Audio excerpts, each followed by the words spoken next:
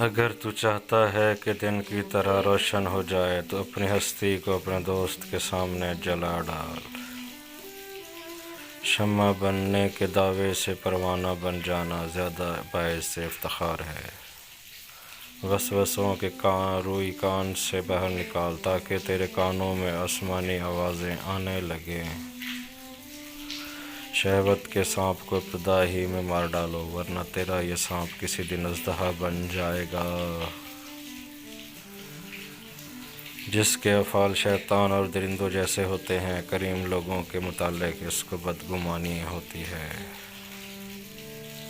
خدا تعالیٰ کے لیے خدمت کر، خلقت کی رد و قبول سے تجھے کچھ نہیں ملے گا۔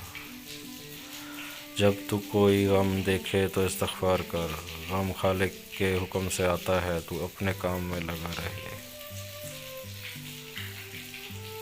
جھگڑا بڑھنے سے پہلے تم اس سے الگ ہو جاؤ۔